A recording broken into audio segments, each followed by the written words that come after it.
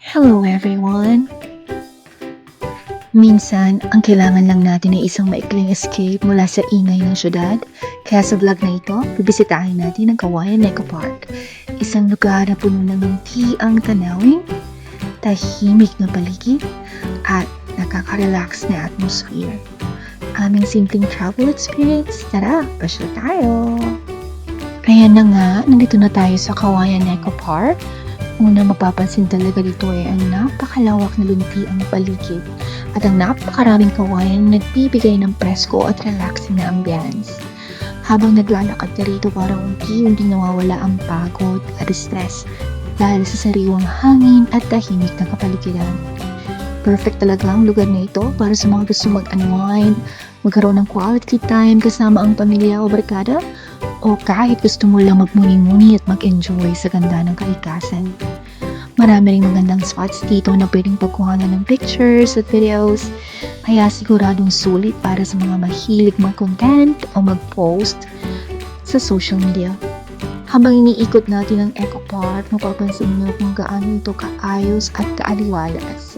Ang tunog ng hangin na dumadaan sa mga kawayan at ang luntiang tanawin na nagbibigay ng kakaibang peace of mind. Kung gusto ninyong makalayo kahit sandali sa ingay ng siyudad, isa itong magandang destination na pwede ninyong isama sa inyong travel list. Kung plano ninyong bumisita rito, mas maganda kung pupunta kayo ng maaga para ma-enjoy ninyo ang malamig na panahon at makapaglibot ng mas komportable. Huwag din kalimutan magdala ng tubig, komportabling sapatos at syempre ang inyong camera o cellphone para marami kayong ma-capture na magagandang ala-ala. At syempre since it's a picnic spot, huwag mong kalimutan ng pagkain para talagang enjoyable at memorable ang pagbisita mo sa Kawayan Eco Park.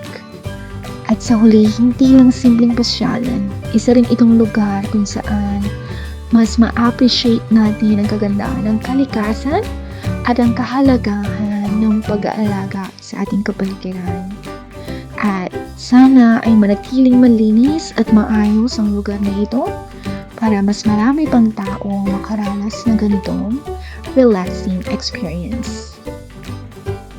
May mga activities ka magagawa dito tulad ng boating, syempre yung fishing, at syempre yung picnic.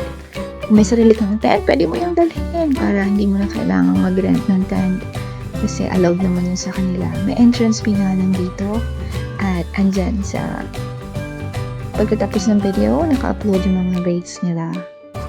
If ever gusto mo mag-avail ng umbrella with tables, andyan yan.